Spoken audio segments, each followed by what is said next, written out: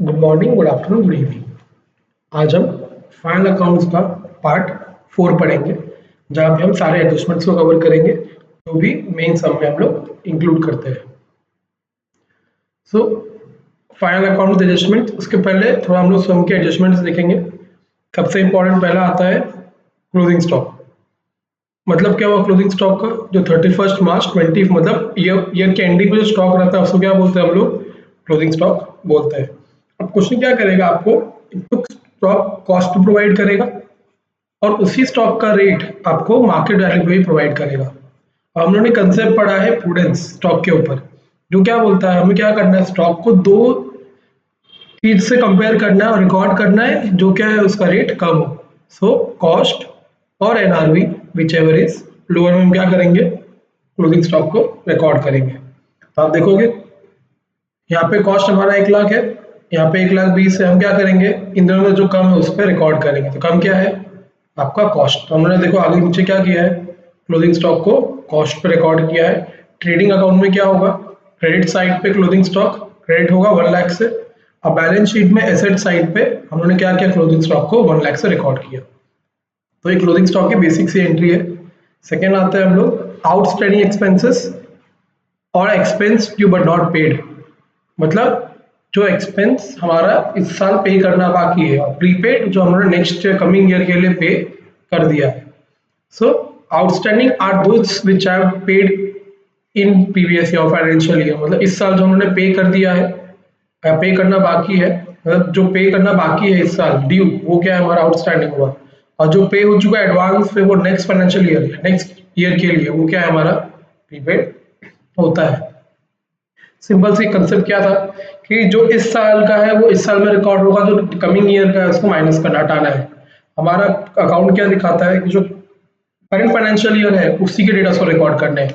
Prepaid क्या है हमारा नेक्स्ट फाइनेंशियल ईयर का है, तो हम क्या करेंगे उसको हटा देंगे। तो आप देखो आउट एक्सपेंस डेबिट किया है, आउटस्टैंडिंग करंट ईयर का है तो ऐड किया है, प्रीपेड नेक्स्ट ईयर का है तो ये क्या है हमने माइनस कर दिया। हमारा क्या आ जाएगा, एक्सपेंस की एक्चुअल वैल्यू इस साल की आ गई।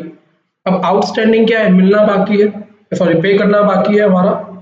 आउटस्टैंडिंग क्या है मेरा, जो पे करना बाकी है, तो लाइबिलिटी साइड आ गया, देखो लाइबिलिटी हमारा। और प्रीपेड जो हमने एडवांस में पे कर दिया हमारा इनकम वो टाइप का हो गया, तो वो क्या हुआ हमारा प्रीपेड हो गया। हमें सर्विस नहीं मिला लेकिन हमने क्या किया पेमेंट कर दिया, तो हमारा एसेट हो जाता है। देखो आपने क्या किया, आउटस्टैंडिंग एक्सपेंस को डेबिट यहाँ पे लाइबिलिटी में दिखाया, प्रीपेड एक्सपेंस को आपने यहाँ पे कहाँ दिखाया, एसेट में दिखा दिया। ठीक है, सिंपल सा एडजस्टमेंट था ये। नेक्स्ट आता है सेम तरीके से आउटस्टैंडिंग इनकम। हमें इनकम जो मिलना बाकी है करंट ईयर में और ऐसा इनकम जो हमें एडवांस में मिल चुका है, हमने ऐसा सर्विस दिया नहीं इसके पहले, तो इनकम क्या करते हैं पीएनएल में क्रेडिट करते हैं। तो आउटस्टैंडिंग को यहाँ पे क्या किया, करंट ईयर वाले को ऐड किया और नेक्स्ट ईयर वाले को माइनस किया, तो हमारा क्या आया, करंट ईयर का इनकम आ गया। वैसे ही प्रीपेड इनकम जो है मतलब जो एडवांस इनकम हमें रिसीव हुआ है वो क्या हुआ हमारा कमिंग ईयर का है, तो हमारे लाइबिलिटी हो गया। हमें रिसीव हो चुका है, हमने सर्विस नहीं दिया उनको, तो ये क्या हुआ हमारा लाइबिलिटी हो गया सर्विस के हिसाब से। और आउटस्टैंडिंग इनकम जो हमें मिलना ही बाकी है, इनकम हमारा एसेट हो गया, तो हमने क्या किया आउटस्टैंडिंग इनकम को एसेट साइड पे रिकॉर्ड किया। वैसे ही आता है डेप्रिसिएशन, आपने चैप्टर कर चुके हो डेप्रिसिएशन का। अब यहाँ पे दो टाइप का डेप्रिसिएशन होता है, एक तो अगर क्वेश्चन स्पेसिफिकली बोलता है फैक्ट्री ऑफिस के ऊपर तो पीएनएल में जाएगा, और अगर क्वेश्चन बोलता है फैक्ट्री के ऊपर है तो ट्रेडिंग में जाएगा। और अगर क्वेश्चन साइलेंट है तो क्या करेंगे हम लोग उसको पीएनएल में ही पुट करेंगे। अगर क्वेश्चन मेंशन करता है कि ऑफिस का डेप्रिसिएशन है तो पीएनएल में जाएगा, अगर क्वेश्चन मेंशन करता है ये फैक्ट्री का डेप्रिसिएशन है तो ये ट्रेडिंग में जाएगा। और अगर क्वेश्चन साइलेंट है तो क्या करेंगे हम लोग उसको पीएनएल में ही रिकॉर्ड करेंगे। और नेक्स्ट एडजस्टमेंट क्या होता है, हम क्या करते हैं एसेट डेप्रिसिएशन को एसेट से माइनस कर देते हैं। ये आप देखो यहाँ पे किया हम लोगों ने, ठीक है। तो ये आपका सिंपल सा डेप्रिसिएशन का एंट्री हुआ। ये मेन एक इंपॉर्टेंट हुआ, यहाँ पे जो आ रहा है bed debt recovered, provision for doubtful debt and discount reserve on debtors. Bed date recover क्या हुआ, जो बेड डेट हमें मिल चुका, बेड डेट जो हुआ है मतलब जो अमाउंट मिला नहीं हमें वो हम लोगों ने उसमें प्रोविजन क्रिएट किया। अगर हमें स्टार्टिंग में पता है कि बेड डेट होगा तो हमने प्रोविजन क्रिएट कर दिया, और अगर हम लोगों ने कोई डिस्काउंट दिया है तो वो डिस्काउंट रिजर्व आ जाएगा। तो सिंपल सी एंट्री पहले करेंगे, सारे क्या है हमारे सब क्या करेगा, हमारा डेटर्स की वैल्यू को रिड्यूस करेगा। तो हम क्या करेंगे, डेटर्स में से पहले बेड डेट माइनस करेंगे एडजस्टमेंट वाला, ए मतलब एडजस्टमेंट। फिर हम लोग क्या करेंगे, बेड डेट रिजर्व जो था, discount reserve, bed date reserve हमने क्या किया, उसको भी माइनस किया। फिर जो आंसर आया उसमें से क्या किया हमने, डिस्काउंट रिजर्व को भी माइनस कर दिया।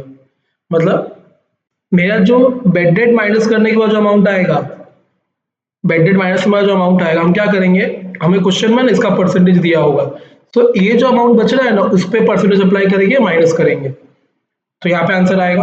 अब इसका भी डिस्काउंट रेट दिया रहेगा, हम क्या करेंगे, ये जो रेट दिया रहेगा ना उसको इससे मल्टीप्लाई करके यहाँ पे अमाउंट लिखेंगे और माइनस करके हमारा फाइनल अमाउंट नीचे आ जाएगा। अब इसकी एडजस्टमेंट कहाँ होती है, पीएनएल में होती है। तो इजी है, आपको शॉर्ट में याद रखना है, टाट, बिग टाट TAT एंड एक लॉन्ग टाट TAT। सिंपल सा है, बेड डेट ट्रायल बैलेंस पहले लिखेंगे, ट्रायल बैलेंस में दिया रहेगा वो लिखेंगे, एडजस्टमेंट का ऐड करेंगे बेड डेट को, बेड डेट रिजर्व एडजस्टमेंट का ऐड करेंगे और bed date reserve trial balance का सब्ट्रैक्ट करेंगे, तो हमारा आंसर यहाँ पे क्या आ जाएगा, फाइनल बेड डेट का आंसर आ जाएगा। अब डिस्काउंट रिजर्व है तो किस पे दिया गया होगा, डिस्काउंट अलाउड पे दिया होगा, तो डिस्काउंट अलाउड ये रहा। अब देखो ये डिस्काउंट अलाउड, यहाँ से क्या करेंगे, discount reserve on debtors add करेंगे एडजस्टमेंट वाले को, और जो ट्रायल बैलेंस में दिया होगा उसको माइनस करेंगे, तो हमारा आंसर क्या आ जाएगा, फाइनल डिस्काउंट अलाउड आ जाएगा। तो दो याद रखने हैं, टी ट्रायल बैलेंस वाला टी मतलब bed date in trial balance, bed date in adjustment, bed date reserve adjustment and bed date reserve trial balance. वैसे यहाँ पे small discount allowed trial balance, discount reserve and adjust वाला adjustment वाला और discount reserve trial balance वाला, हमें final answer मिल जाएगा। तो ये क्या है, आपकी बेसिक से एडजस्टमेंट है, और भी आगे है, तो आज के लेक्चर में इतना लगता है, नेक्स्ट आपको पार्ट 5 में दिखेगा। Thank you very much, best of luck. अपने फ्रेंड्स को भी रेफर करिएगा और आप खुद लाइक सब्सक्राइब और शेयर भी करिएगा।